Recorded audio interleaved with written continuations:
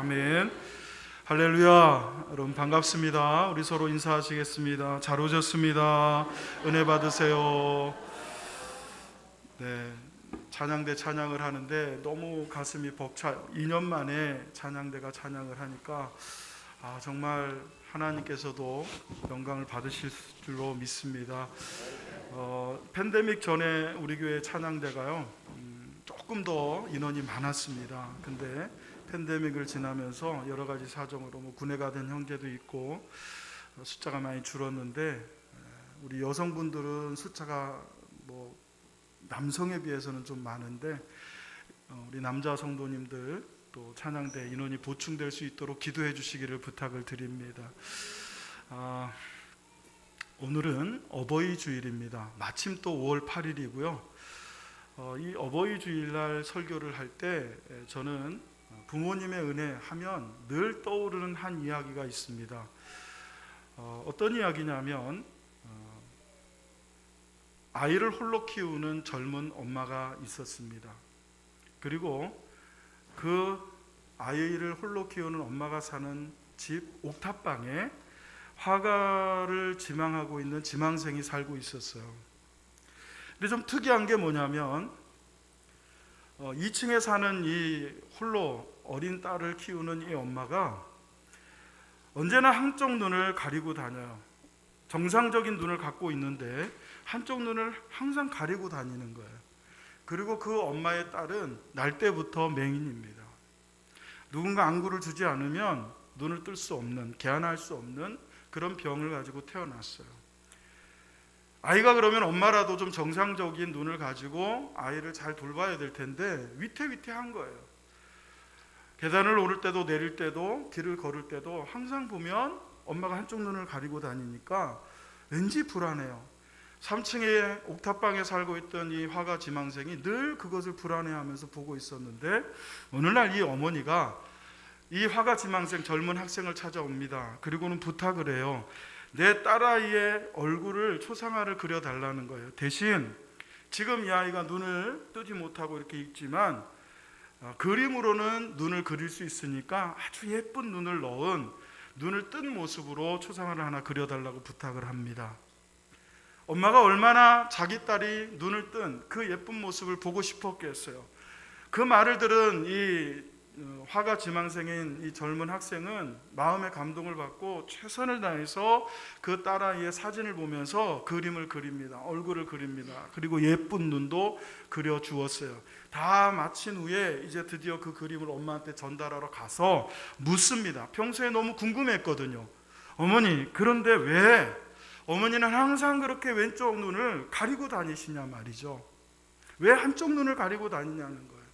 그랬더니 그 엄마가 이 학생에게 뭐라고 그러냐면, 언젠가는 제 이 왼쪽 눈을 빼서 내 사랑하는 딸에게 주고 싶어서, 그때가 되면 나는 한쪽 눈으로 생활을 해야 되니까 그러기 전에 미리 훈련을 하고 있노라고 그렇게 대답을 하더랍니다.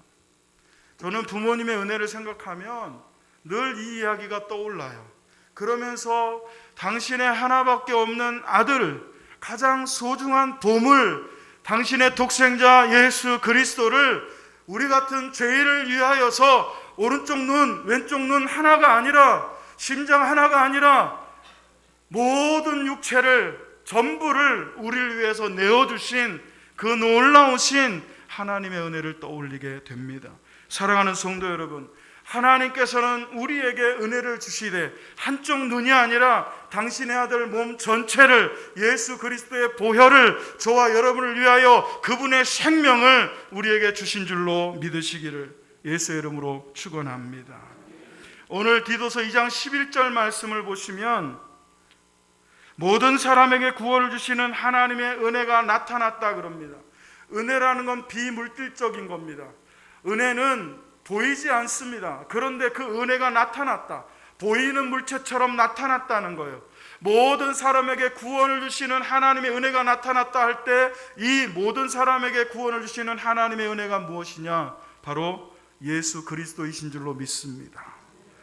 여러분, 예수 그리스도는 우리를 위해 한쪽 눈이 아니라, 한쪽 팔이 아니라, 당신의 신체의 일부가 아니라 당신의 몸 전체를 십자가 위에서 우리를 위해서 내어주셨고, 당신 안에 흐르던 모든 그 보배로운 피를 저와 여러분을 구원하시기 위해서 다 쏟아주신 줄로 믿습니다.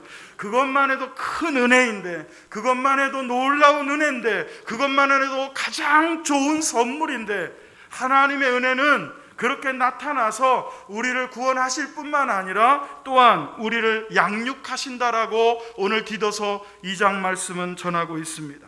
오늘 디도서 2장 11절로 12절을 다시 한번 읽어보겠습니다. 시작. 모든 사람에게 구원을 주시는 하나님의 은혜가 나타나 우리를 양육하시되 경건하지 않은 것과 이 세상 정욕을 다 버리고 신중함과 의로움과 경건함으로 이 세상에 살고. 아멘.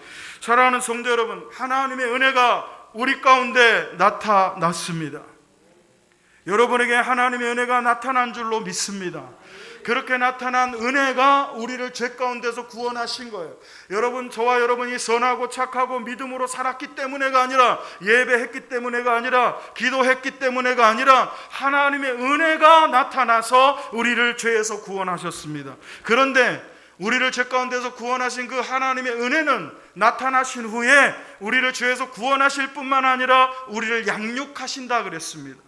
이 양육이라는 단어가 헬라어로 파이디오라는 단어를 씁니다. 이 파이디오의 원래 의미가 뭐냐면 어린아이와 함께 있다라는 뜻이에요. 양육의 가장 기본적인 게 뭡니까? 양육의 가장 기본적인 것은 엄마가, 아빠가 그 아이와 함께 있는 거예요. 자기가 낳은 자녀와 함께 있는 겁니다. 하나님은 우리를 죄 가운데서 건지셔서 다시 살리시고 거듭난 생명을 주신 줄로 믿습니다. 그렇게 다시 태어나게 한 우리를 그냥 태어난 채로 내버려 두시는 것이 아니라 그 태어난 우리 곁에 하나님의 은혜이신 예수 그리스도는 항상 머물러 계시면서 저와 여러분을 가르치시고 저와 여러분을 지도하시고 저와 여러분을 인도하시는 줄로 믿으시면 아멘 합시다. 부모가, 어른이 어린아이 곁에 머물러 있다라는 이 파이디오라고 하는 기본적인 의미에서 그 의미가 확장되어서 가르치다, 교육하다라는 말로 쓰여지게 되었어요. 하나님의 은혜, 즉 예수 그리스도는 지금도 우리 곁에 함께 계시면서 어떻게 기도해야 될지도 모르는, 마땅히 빌바도 알지 못하고 어느 길로 가야 할지 갈래길이 나올 때마다 갈등하며 추주하는 우리를, 뒤로 물러가 침륜에 빠지며 다시 세상으로 돌아가려고 하는 그 악한 마음과 유혹이 끊임없이 우리를 유혹할 때 우리 곁에서 바른 길로 가르쳐 주시고 진리로 이끌어 주시고 생명으로 인도해 주시는 그 은혜가 나타났습니다. 할렐루야. 이 은혜가 우리를 양육하실 때 어떻게 양육을 하느냐? 여러분, 부모가 자녀를 양육할 땐 두 가지를 합니다. 가장 기본적인 거죠. 첫째는 하지 마라예요. 또 하나는 해라예요. 여러분이 자녀를 가르칠 때, 양육할 때 가장 기본적인 거예요. 이것은 하지 마라, 이렇게 하거라, 거짓말하지 마라, 뜨거운 것은 만지지 마라, 악한 곳에는 가지 마라, 어른을 만나면 인사 잘해라, 예배 드려라, 이렇게 하지 마라, 해라. 마찬가지, 우리의 영적인 아버지이신 하나님도 우리에게 나타나신 하나님의 은혜 예수 그리스도를 통하여 하지 말 것과 해야 될 것을 가르쳐 주시면서 양육하시는 거예요. 그래 여러분, 오늘 본문의 말씀에 보면 우리가 하지 말아야 될 것을 2절에서는 경건하지 않은 것과 이 세상 정욕을 다 버리게 하셨다라고 그럽니다. 여러분, 경건하지 않다라는 게 무슨 뜻일까요? 경건하지 않다라는 건 불신앙을 뜻해요. 하나님의 말씀을 믿지 않는 거예요. 하나님의 은혜를 믿지 않는 거예요. 하나님을 불신앙하는 것, 그것이 경건하지 않은 거예요. 주님은 우리 곁에서 정말 여러분, 천둥벌거숭이 같은 우리들을 곁에서 무엇을 하지 말아야 할지를 가르쳐 주시는데 하나님을 향하여 불신앙하지 않도록, 그래서 하나님 외에 다른 것을 섬기지 않도록 우리를 가르쳐 주시는 거예요. 그리고 또 하나는 이 세상의 정욕을 다 버리고 그랬습니다. 여러분, 이 세상의 정욕이 어떻게 오는지 아십니까? 사람은 기본적인 욕구가 다 있어요. 수면욕이 있습니다. 식욕이 있습니다. 대표적인 사람이 저잖아요. 보세요. 얼마나 먹는 걸 좋아했으면 이렇게 됐겠어요. 저는 제가 그렇게 먹는 거에 욕심이 없는 줄 알았어요. 그런데 저희 장인께서 저를 보고 우리 강서방 참 잘 먹어 그러시더라고요. 그래서 제가 뒤통수를 한 대 딱 맞은 것처럼 내가 이렇게 잘 먹는구나 그런 생각을 하게 됐어요. 여러분, 이거 기본적인 욕구예요. 근데 여러분, 이 세상의 정욕이라는 것은 기본적인 욕구에서 지나쳐서 더한 욕심을 갖는 거예요. 더 갖고 싶어하고 더 취하고 싶어하는 것. 여러분, 어떻게 그렇게 됩니까? 하나님을 알지 못하면 그렇게 돼요. 하나님에 대해서 무지하기 때문에, 하나님의 은혜에 무지한 사람은 세상의 정욕을 쫓아가게 돼 있어요. 하나님을 모르니까. 하나님을 알면요, 세상의 정욕을 따르지 마라 가르치지 않아도 하나님을 알게 되면 이건 자연스럽게 멀어지게 돼 있어요. 이전에 하나님을 모를 때 즐겨하던 것, 하나님을 알면서 멀리하게 돼요. 이전에 하나님을 알지 못했을 때 내가 추구하던 것, 하나님을 알게 되면 자연스럽게 벗어나고 하나님을 추구하게 되는 거예요. 여러분, 하나님의 은혜, 예수 그리스도께서 나타나셔서 여러분 곁에서 이제 막 태어난 갓난아이와 같은 우리를 지키시고 돌보시되, 모든 하나님을 향한 불신앙을 버리게 하시고, 하나님을 알지 못해서 추구했던 모든 세상의 정욕을 벗어버리게 하시고, 또한 이제는 하라 그래요. 뭘 하라 그럽니까? 신중함, 의로움, 경건함. 이 세 가지는 범위를 나눈 거예요. 자, 신중함은 자기 자신에게. 여러분, 하나님 우리 곁에서 하나님의 은혜는 우리 자신이, 다른 사람이 아니에요. 내가 말을 할 때도 신중하게, 어떤 결정을 할 때도 자제력을 가지고 신중하게 그렇게 하도록 합니다. 그래서 신중함은 나 자신에 대한 가르침이에요. 의로움이라는 것은 적어도 본문에서 디도서 2장 2절에서는 12절에서는 다른 성경에서는 의로움이란 하나님의 칭의를 뜻하지만 이 디도서에서의 의로움은 나 아닌 다른 타인을 향한 의로움을 말해요. 그래서 다른 사람에게 거짓말하지 않고 다른 사람에게 공명정대하며 다른 사람에게 진리를 말하고 믿음으로 행하는 것, 그것을 의로움이라고 해요. 마지막 세 번째는 이제 나와 타인, 그리고 누가 남았습니까? 하나님을 향하여 여러분 경건해라 하는 것입니다. 여러분, 하나님을 향한 경건은 뭡니까? 하나님을 경외하고 하나님의 말씀을 순종하는 것, 그게 경건입니다. 사랑하는 성도 여러분, 우리는요, 하나님의 은혜가 아니면 불신앙을 버릴 수 없어요. 우리는 하나님의 은혜가 아니면 이 세상의 정욕을 스스로 버릴 수 없어요. 여러분, 우리 자신을 잘 보세요. 돈을 사랑함이 일만하게 뿌리라 그랬어요. 돈이 필요해요. 그러나 그 돈을 사랑하는 것은 일만 악의 뿌리가 되는데도 불구하고 그 돈을 자꾸 사랑하고 싶어요. 하나님보다 더 추구하고 싶어져요. 그 돈을 사랑하는 그 욕심에서 모든 악한 것이 나온다 그랬어요. 그 돈을 사랑하는 그 일만하게 뿌리가 되는 돈을 사랑함을 벗어나려면 어떻게 해야 되느냐? 여러분이 도 닦는다고 되는 게 아니라는 거예요. 여러분이 노력한다고 되는 게 아니라는 거예요. 그렇게 해보려고, 그렇게 살아보려고 말씀 듣고 집에 갔는데 당장 돈이 필요한 일이 생겨요. 그러다 보면 금방 또 넘어가서 돈이 최고구나. 돈이 있으면 사람들이 나 무시 못하고, 돈이 있으면 다른 사람 갖지 못한 거 가지고 누리고, 돈이 있으면 다른 사람 위에 군림할 수 있고, 돈이 최고구나 하고 순간 또 넘어가는 거예요. 그렇기 때문에 우리의 노력 갖고 우리의 의지 갖고 되는 것이 아니라 하나님의 은혜가 나타나야 이 세상의 정욕을 이길 수 있는 줄로 믿으시기를 주의 이름으로 축원합니다. 그렇기 때문에 저와 여러분은 하나님 은혜가 나타났을 때 꼭 붙들어야 돼요. 다른 건 놓쳐도 괜찮아요. 여러분, 돈 놓쳐도 괜찮아요. 돈은 돌고 돌아서 돈이에요. 지금 놓치지만 하나님의 은혜 가운데 살다 보면 일용할 양식 주시는 하나님께서 내게 필요한 거 공급해 주실 줄로 믿고 참고 견디고 인내하고 믿음으로 경건하게 살면 하나님 우리 삶 책임져 주시지 않겠습니까? 할렐루야. 사랑하는 성도 여러분, 하나님께서는 우리를 은혜로 이렇게 양육하십니다. 그런데 어디서 양육하냐 말이죠. 자녀들이 자라기 시작합니다. 영아부일 때는 어린이집에 보내 가르칩니다.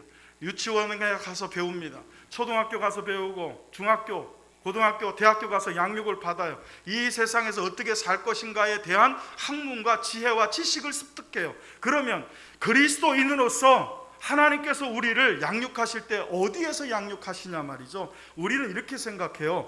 교회에서 성도를 양육하는 걸로 착각을 해요. 여러분, 그렇지 않아요. 오늘 말씀 12절을 보세요. 다 같이 읽습니다. 시작. 우리를 양육하시되 경건하지 않은 것과 이 세상 정욕을 다 버리고 신중함과 의로움과 경건함으로 이 세상에 살고 그랬어요. 하나님께서 우리를 양육하시는 훈련장, 하나님께서 우리를 가르치고 인도하고 깨우치시는 교육장이 어디냐? 이 세상에, 교회가 아니에요. 이 세상이 먼저예요. 여러분이 교회에서 하나님의 말씀을 듣고 실제로 여러분이 양육되어야 될 곳은 어디냐? 여기가 아니라 저 문을 나간 세상에서 이 세상의 정욕을 버리고 불신앙을 버리고 신중함과 의로움과 경건함을 쫓아 사는 훈련과 교육을 실제로 경험하며 그렇게 성장해야 될 곳은 바로 세상이라는 거예요. 그래서 여러분, 진짜 은혜는 여기서 받은 말씀을 가지고 저 문을 나가 세상에 나가 사는 동안 받으셔야 돼요. 할렐루야. 꼭 기억하시기를 예수의 이름으로 부탁을 드립니다. 왜 실패할까요? 왜 믿음이 10년이 됐는데도 계속 그 자리일까요? 여러분, 부모 입장에서 자녀들을 향하여 제일 안타까운 게 뭔지 아십니까? 옛날에 제가 자랄 때는요, 그런 TV CF가 있었어요. 공부는 못해도 좋다, 건강하게만 자라다오. 그래서 제가 이렇게 자랐잖아요. 공부는 못해도 좋다는 거예요. 건강하게만. 이건 자녀를 키워본 부모는 알아요. 공부 아무리 잘해도요, 얘가 아파버리면 그 공부 잘한 게 다 소용이 없어요. 건강하게만 나와라. 제발 아프지만 마라. 이게 부모 마음이거든요. 여러분, 하나님도 똑같으세요. 여러분이 세상에 나가 살 때 영적으로 건강하기를 주님은 원하시는 거예요. 여러분의 영혼이 병들지 않기를. 이 세상에 살고 그랬어요. 우리를 양육하시되 경건하지 않은 것과 이 세상 정욕을 버리고 신중함과 의로움과 경건함으로 이 세상에서 살고. 여러분, 오늘 이 말씀을 들은 여러분이 예배를 마치고 저 문을 나갈 때 여러분이 일주일 동안 사는 그 삶의 현장, 그 세상에서 경건하지 않은 것과 이 세상의 정욕을 버리고 신중함과 의로움과 경건함으로 하나님 안에서 하나님의 은혜로 믿음이 자라 양육되어 믿음의 장성한 분량에 이르게 되는 역사가 있기를 주의 이름으로 축원합니다. 두 번째로, 하나님의 은혜가 나타나 우리를 자기 백성 되게 하신다라고 성경은 말합니다. 오늘 디도서 2장 14절 말씀을 같이 읽겠습니다. 시작. 그가 우리를 대신하여 자신을 주심은 모든 불법에서 우리를 속량하시고 우리를 깨끗하게 하사 선한 일을 열심히 하는 자기 백성이 되게 하려 하심이라. 아멘. 퀵서베이라고 하는 조사기관에서 우리나라 성인 만 14세 이상 15,000명을 대상으로 다시 태어난다면 어느 지역, 어느 나라에 태어나고 싶은지를 설문을 했습니다. 그래도 우리나라 사람들은 애국심이 좀 있는 것 같아요. 그래, 우리나라를 좀 그래도 좀 괜찮은 나라로 여기는 사람들이 꽤 있어요. 13.9%가 나는 다시 태어나도 한국 사람으로 태어나고 싶다라고 대답을 했다고 그래요. 놀랍습니다. 그냥 얘기를 해보면 다시는 우리나라 태어나고 싶지 않은 것처럼 그렇게 막 헬조선 막 이래가면서 젊은이들이 그러는데도 불구하고 13.8%나 되는 사람이 다시 태어나다 한국 사람으로 태어나고 싶다고 대답을 했어요. 자, 여러분에게 질문을 드립니다. 1위가 어디였을까요? 1위는 힌트를 드리면 어느 나라가 아니고 어느 지역입니다. 대부분 여러분 머릿속에 그려지시잖아요. 유럽에서 태어나고 싶다는 거예요. 유럽이면 괜찮다. 영국이나 프랑스나 독일이나 이태리나 스위스나 스웨덴, 스페인 이런 나라, 거기서 태어나고 싶다고 대답한 사람이 38.4%. 꼴찌가 어디였을 것 같으세요? 꼴찌. 이것도 지역이에요. 아프리카. 놀랍게도 0.3%의 사람이 다시 태어난다면 아프리카 가나, 아프리카 남아공 이런 데서 태어나고 싶다고 대답한 사람도 있더라고요. 여러분에게 묻습니다. 여러분은 다시 태어나면 어느 나라 사람으로 다시 태어나고 싶으십니까? 여기서 유럽이나 한국 이러면 여러분, 제가 원하는 대답이 아니에요. 여러분, 우리는요 이미 다시 태어났어요. 아멘 안 하신 분들은 국적을 다시 확인하셔야 돼요. 여러분, 우리는 이미 다시 태어난 줄로 믿습니다. 이 세상이 아닌 하나님의 나라의 백성으로 거듭나게 하셨잖아요.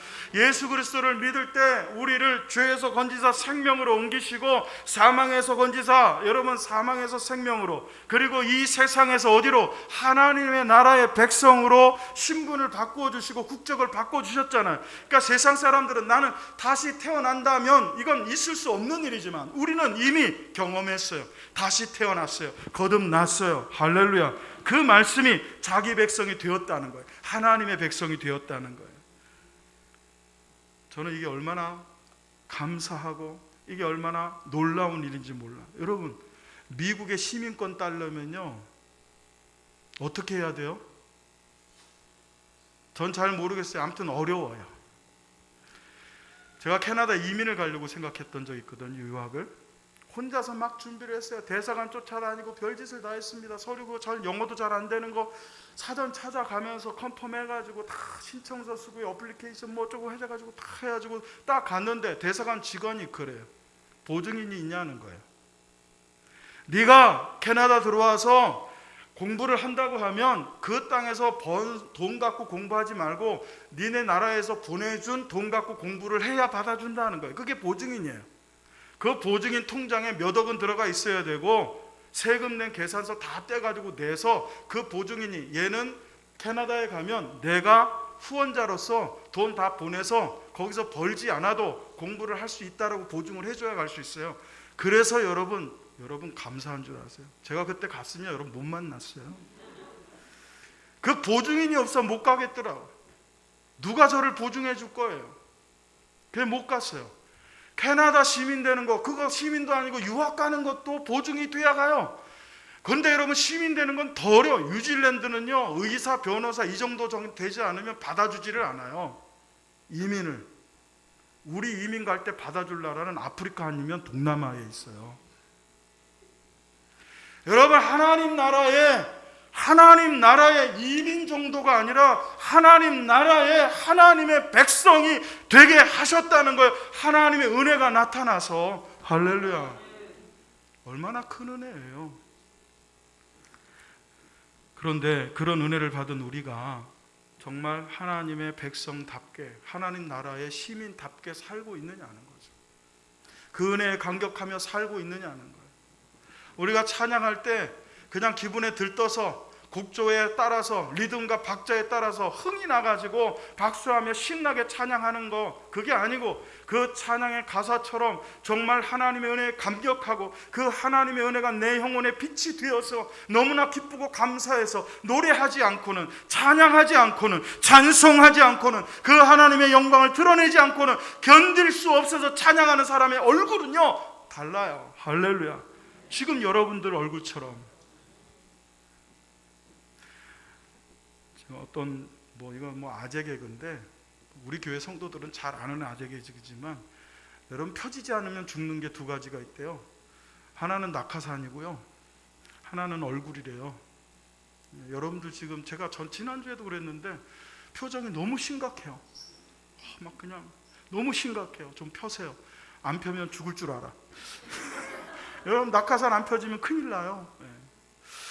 성도 여러분, 40여 년 전 1980년 12월 한 해가 마무리되어 가던 어느 날 미성년 미혼모가 갓난아기를 출산합니다.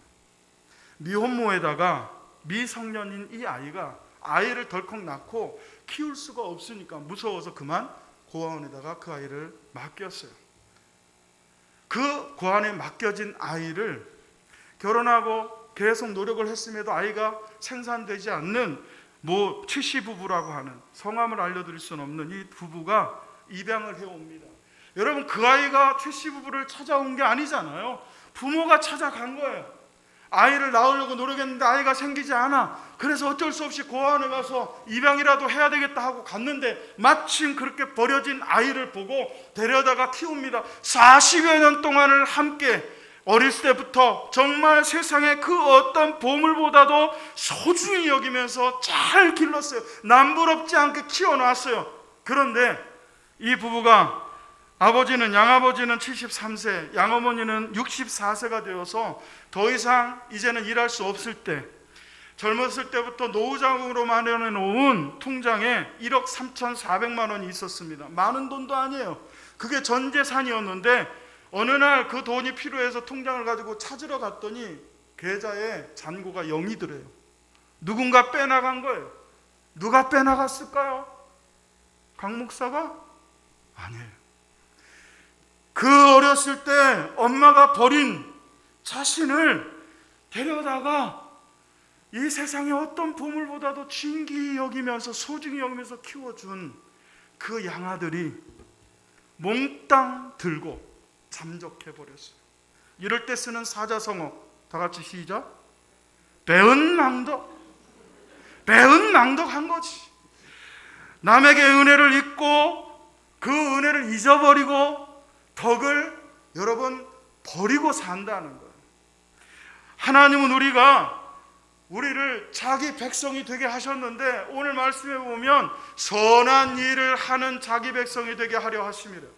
그래 여러분, 교회 다니는 사람은 착하게 살아서 구원받는 것은 아니지만 구원받았기 때문에 착하게 살아야 돼요. 선하게 살아야 돼요. 여러분이 교회의 장로라는 거 다 아는데, 여러분이 교회의 안수입사라는 거, 성도라는 거 다 아는데 사람들에게 악하게 굴고 말이죠, 꼬장꼬장하게 굴고 못되게 굴면 안 된다는 거예요.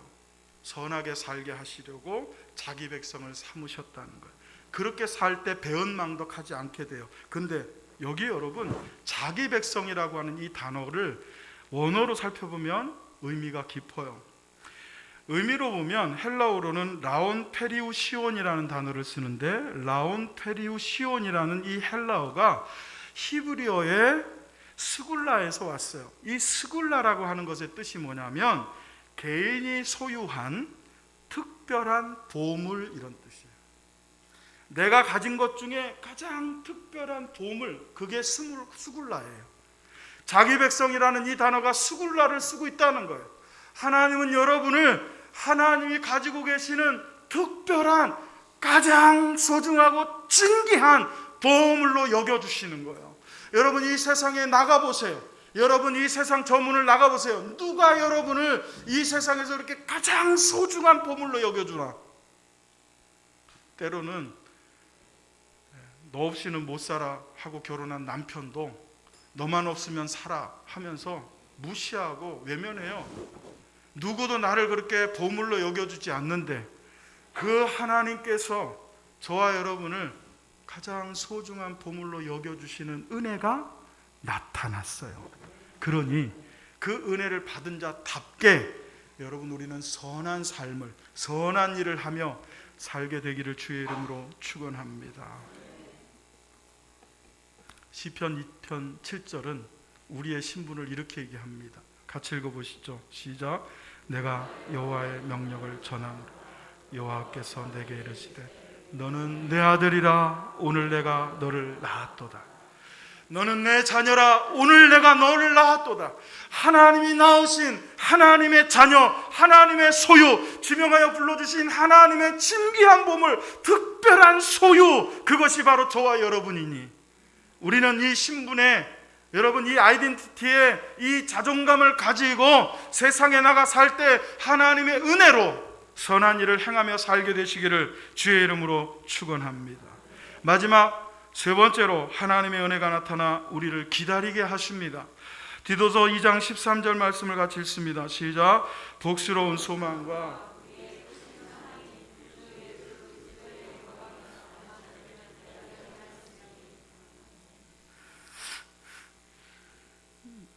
우리 한국 사람들 특징이요, 이제 뭐 이렇게 군중이 모여 있을 때 뭘 하라 그러면 꼭 용두사미 끝을 흐려요. 인사하라고 그러잖아요. 이렇게 인사하라고 목사가 시켜요. 뭐 이렇게 우리 잘 오셨습니다, 은혜 받으세요 이렇게 하라고 그러면 어떻게 하냐면 잘 오셨으면 그래가지고 뭐가 그렇게 부끄러운지 끝까지 눈을 보면서 축복을 잘 못해요. 하나님 말씀 있는 것도 이렇게 습관이 드시면 안 돼요. 또박또박 정말 존귀히, 정말 하나하나 여러분 보물.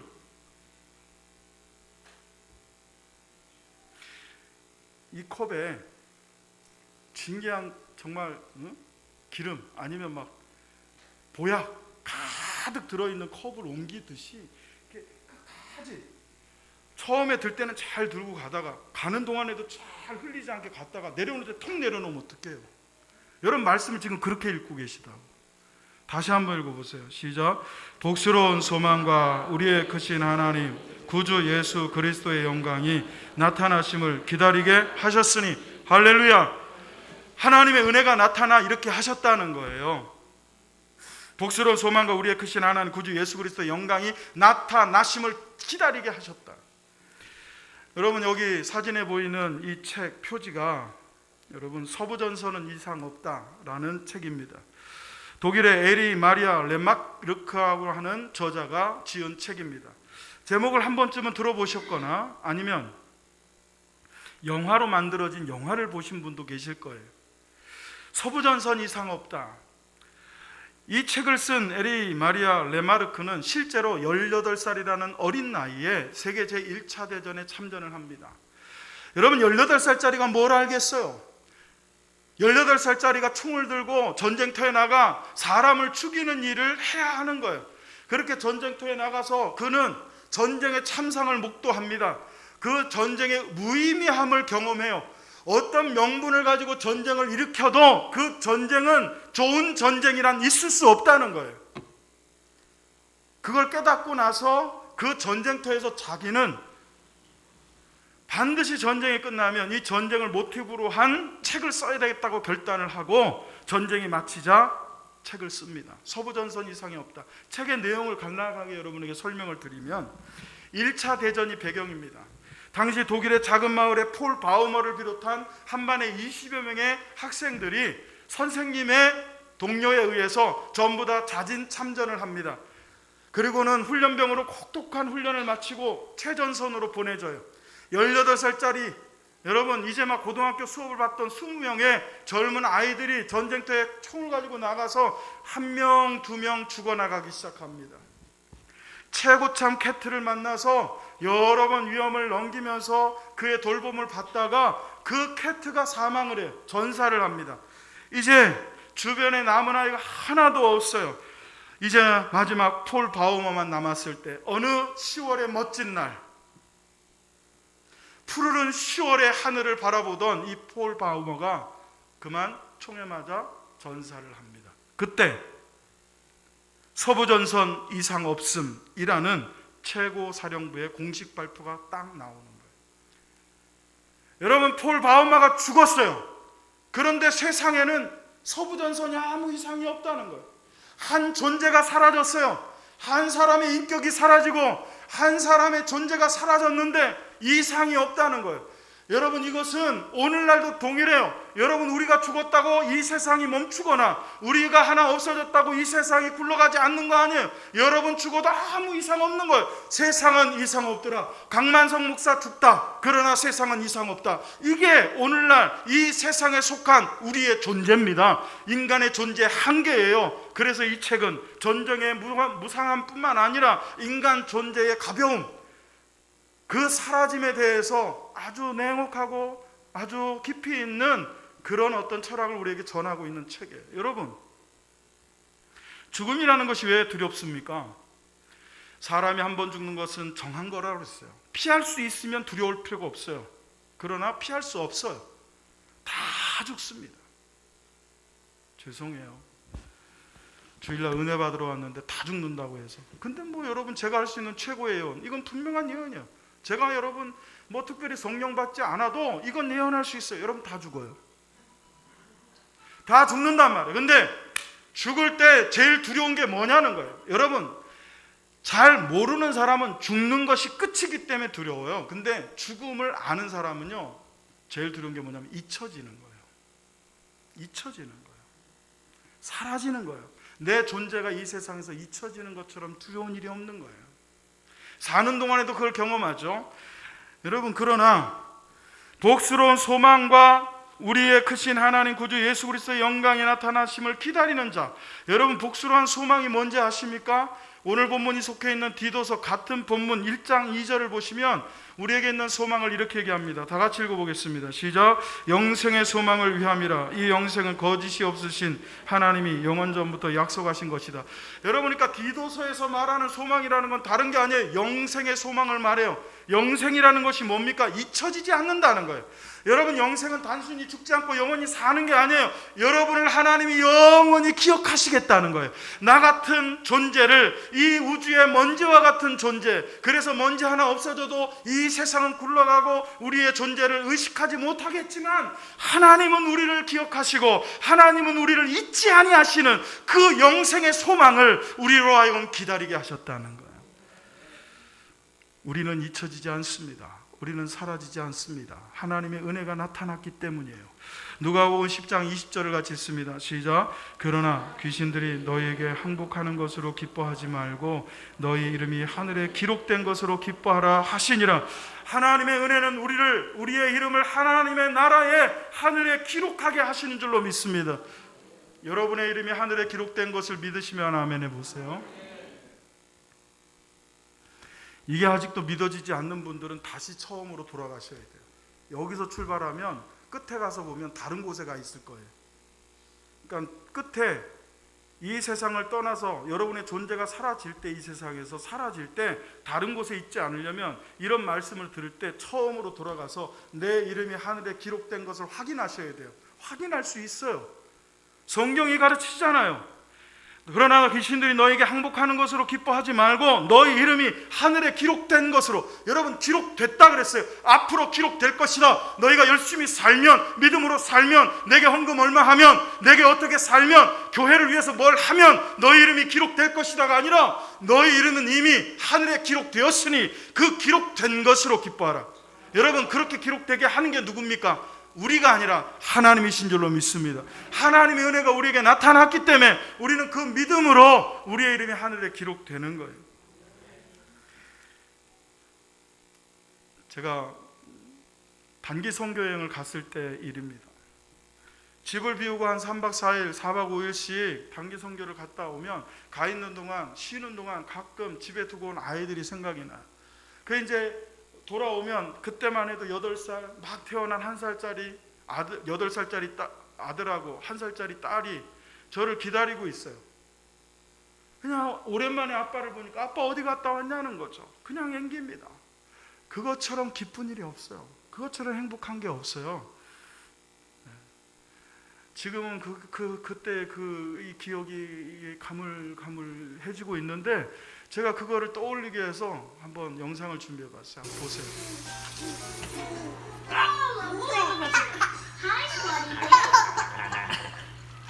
너무 좋아.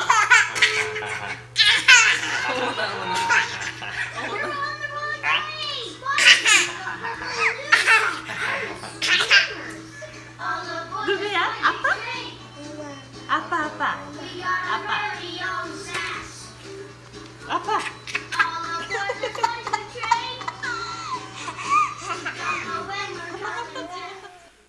이런 영상을 보고도 인상 쓰고 있는 분들은 도대체 무슨 걱정이 있으신 거예요? 도대체 무슨 염려가 있는 건지 난 이해가 안 가는데 아마 인상 쓰고 보시진 않았겠지. 여러분, 얘가 딸일까요? 아들일까요? 어떻게 하셨어요? 예, 아들이면 저렇게 안 한다는 거죠. 근데 아들이라도요, 어렸을 땐 저렇게 합니다. 근데 얘가 크면 어떻게 될까요? 중학교 질풍노도가 아니고요. 예, 요즘은 그래요. 옛날에는 미운 7살 그랬거든요. 근데 요즘 미운 5살, 죽이고 싶은 7살. 오죽했으면 그렇겠어요. 거기다가 여러분 중2병이라고 그러잖아요. 중2병. 중2병. 그거 진짜 있더라고요. 그 병이 있어요. 중2병이. 근데 나이 50 먹어도 중2병 걸린 사람들이 있어요. 가끔. 이게 참 큰일이죠. 근데 여러분, 중2병에 걸린 아이들, 아빠가 한 달을 안 들어와도, 그냥 일주일을 안 들어와도 지방에 들어가면 나오지도 않아요. 아빠가 퇴근을 해도 나와서 인사도 안 해요. 갈 때도 쳐다도 안 봐요. 그것처럼 서러운 게 없어요. 그런 아빠들은요, 회사 출근하면서 퇴근하면서 어떤 생각이 드냐면, 나는 이 집에 뭔가 돈 벌어다 주는 기계인가? 이런 생각이 든다. 여러분은 안 그럴 것 같아요? 일주일 내내 아빠 이름 한 번 안 부르고 아빠 한 번 안 찾고 있다가 주일 되면 딱 와가지고 아빠 나 힘들어 이거 해줘 저거 줘. 생각날 때만 필요할 때만 마치 맡겨놓은 것처럼 아빠 이거 줘. 우리 딸내미가 없으니까 제가 아주 대놓고 전화할 때가 있어요. 제가 어디 갔을 때 전화가 옵니다. 반가워요. 아, 딸이 웬일로 전화를. 아빠 10,000원만 넣어줘. 그게 끝이에요. 내가 무슨 돈 벌어다 주는 기계인가? 목사 돈도 뭐 저기 버는 것도 아닌데. 아빠는요 출근할 때 요런 딸이 있으면요 술 먹고 가, 회식하고 가, 누구 뭐 차 한잔 다 필요 없어. 내내 이 딸 보고 싶어서요 빨리 안달을 해요. 그리고 막 집으로 달려오는 거예요. 그러면 그렇게 달려온 아빠를 보고 막 딸이 아빠 저 바지를 부여잡고 막 아빠 이러면 하루의 피곤이 다 사라져요. 하나님도 똑같아요. 여러분이 일주일 내내 하나님을 기다리며 주님 만나기를 소원하면서 이런 어린아이 같은 심정으로 하나님을 찾고 하나님을 사랑하면 할렐루야, 일주일 내내 하나님 한 번도 안 찾아. 오늘 주일이네. 성경책 교회 와가지고 아빠 나왔어요. 끝나면 또 쭉 가가지고 아빠 없는 애처럼 그렇게 살다가 또 주일날 오면 아빠 나왔어요. 이게 아들입니까? 이게 딸입니까? 그럼 우리는 기다려야 돼요. 아빠를 기다리는 이 딸아이처럼 기다려야 돼요. 이 딸은 일단 예뻐. 근데 저도 느끼는데요. 나는 안 그럴 줄 알았어. 자기는 알 줄 알았어. 친구들 중에도요, 뭐 이렇게 지금도 기억하지만 뭐 우리 아들이다 이렇게 사진 보여주고 그러면 그렇게 뭐 귀엽거나 그렇게 뭐 예쁘지 않아요. 근데 예쁘다는 거야. 그냥 얼마나 죽겠다는 거야. 보면 그래 건강하네. 아빠 눈에는, 하나님 눈에는요 우리가 그래요. 여러분이 세상에서 개차반처럼 신앙생활을 해도 아이고 내 딸 왔냐, 내 아들 왔냐, 그래 잘 왔다. 어디서 이렇게 쥐어 터지고 왔니? 어디서 누구한테 이렇게 쥐어 터지고 와서 이렇게 여기 눈이 시퍼렇게 가고 왔니? 아이고 이 녀석.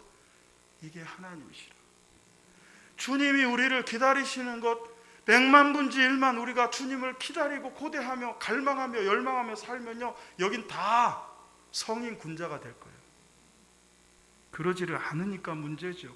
사랑하는 성도 여러분, 우리는 예수님의 다시 오심을 기다리고 하나님의 영광의 소망을 기다리는 자가 되어야 될 줄로 믿습니다.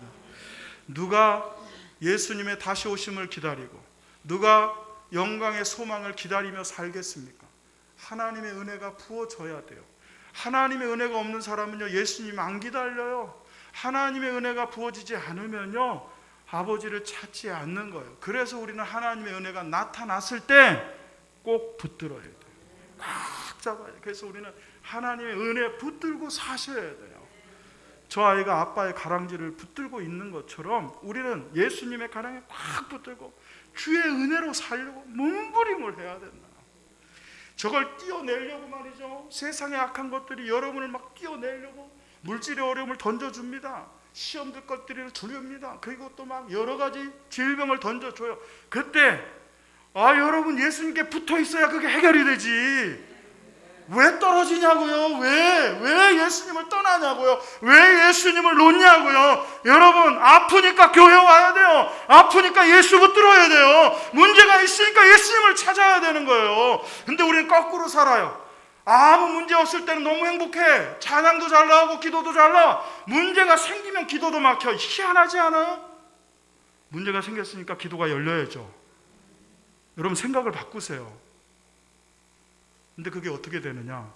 하나님의 은혜가 나타날 때 평소에 붙들고 사는 사람, 기다리는 사람. 할렐루야. 시편 40편에 보면 여러분 이거 일부 예배 때 나오지도 않은 얘기예요. 여러분이 말씀을 너무 잘 받으니까 끝내지 못하고 하나 더 말씀드릴게. 괜찮아요? 아니면 끝내라면 끝내요. 우리 아들은 이러는데 해야 되겠어. 여러분, 내가 여호와를 기다렸더니 여호와께서 나의 부르짖음에 응답하셨다 그래. 정도의 기다림은요 수동적이지 않아요. 그냥 넋놓고 기다리는 게 아니에요. 뭐 하면서 기다려요? 주님을 바라보면서 주님을 갈망하면서 주님께 부르짖으면서 기다리는 거예요. 그렇게 기다리고 기다리면 기다리는 자에게 하나님은 나타나시고 기다리는 자에게 하나님은 응답하시는, 기다려도 반응이 없으면 안 되는데 기다리면 결국은 하나님은 응답하신단 말이에요. 그냥 넋 놓고 될 때라도 되라 이렇게 기다리는 게 아니에요. 올 때까지 넋 놓고 기다리는 게 아니에요. 주님을 향하여 기도하며 부르짖으며 간구하며 간절히 소망하며 기다리면 하나님의 은혜는 나타날 줄로 믿습니다. 사랑하는 성도 여러분, 하나님의 은혜가 우리에게 나타났습니다. 우리를 양육하십니다. 자기 백성이 되게 하십니다. 그리고 우리를 기다리게 하십니다. 이 은혜를 붙들고 사시는 저와 여러분 되시기를 예수의 이름으로 축원합니다. 들은 말씀 붙잡고 우리 하나님의 은혜를 찬양한 후에 결단하며 기도하시겠습니다.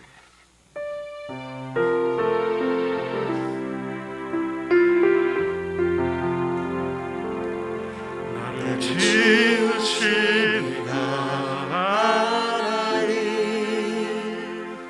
나를 부르신 하나님,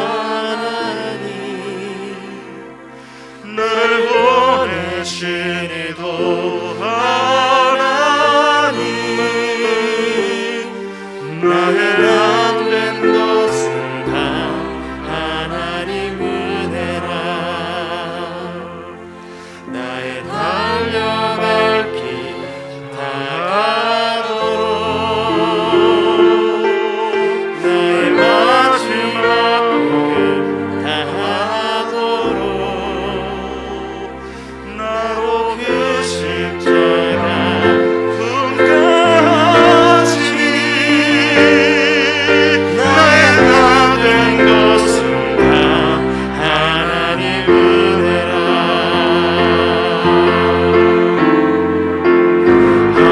한량없는 은혜,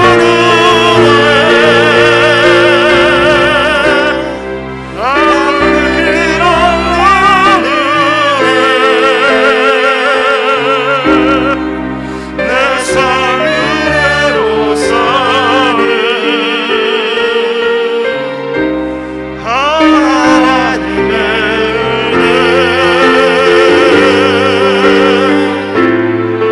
나 주저함없이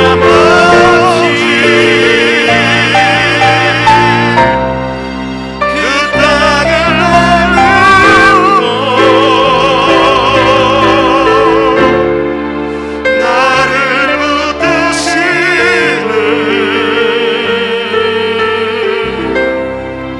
하나님의 은혜, 한량없는 은혜, 한량없는 은혜, 아플 길 없는 은혜, 내 삶으로 사는 하나님의 은혜.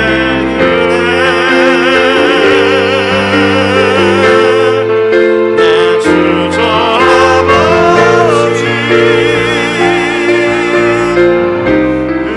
그 땅을 넓음도 나를 붙드시는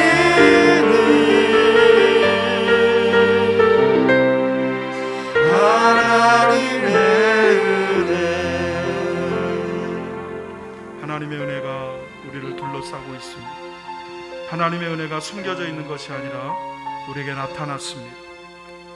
우리를 하나님의 은혜로 양육하시고 우리를 하나님의 은혜로 기다리게 하시고 우리를 하나님의 은혜로 살게 하시는 그 하나님의 은혜가 우리에게 언제나 나타날 수 있도록 주여 역사하여 주옵소서.